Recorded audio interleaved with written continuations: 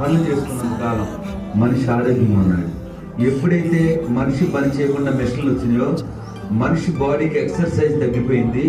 మనం తినేటువంటి నూనెలు అవన్నీ కూడా లోపల పేరుకుపోయి ఫ్యాట్ పట్టేసి అది కొవ్వు రూపంలో కొవ్వుగా మారిపోయి జబ్బులన్నీ వచ్చేసి ఆయాసం వస్తే డాక్టర్ దగ్గరికి వెళ్తే వాడు తీసి మీకు ఫ్యాట్ పట్టేసింది, మీరు వ్యాయామం చేయాలి, పిండి పదార్థాలు వదిలేయాలి, మీరు పని చేయాలి, మీరు నడవాలని చెప్తున్నాడు.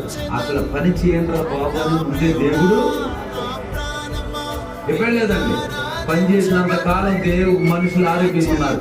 ఎప్పుడైతే మనిషి సుఖపడటానికి ఇష్టపడ్డాడు అప్పుడే ఆరోగ్యాలు పాడైపోయిన అనారోగ్యాలు.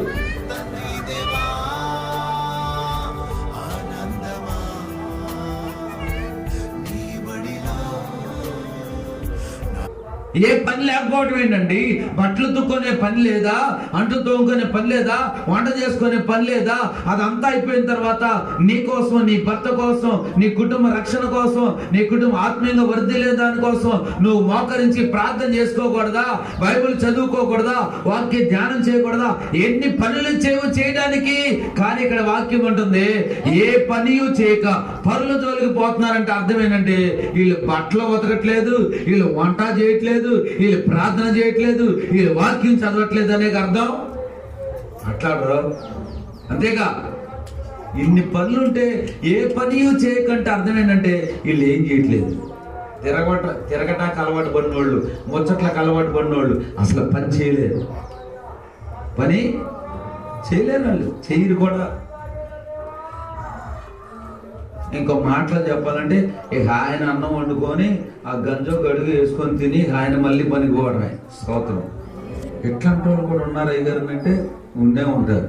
లేకపోతే వాక్యం ఎందుకు చెప్పుద్ది? ఏమండి మాట్లాడరు? అట్లాంటి జ్ఞానవంతులు, బుద్ధిమంతులు, భక్తిపరులు లేడీస్ ఉండే ఉంటారు. అయ్యగారు లేడీస్ ఉన్నారేమో.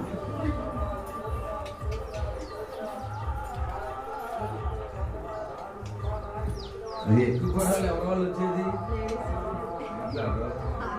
అందుకని వాక్యులు ఉంది అక్కడ. మరి తెస్సలోని సంఘంలో అట్లాంటి వాళ్ళు ఉన్నట్టున్నారు. దేవుని స్తోత్రం. ఆ సంఘమే కర్మ, అన్ని సంఘాల్లో కూడా మారతారని రాయించాడు దేవుడు. దేవుని స్తోత్రం.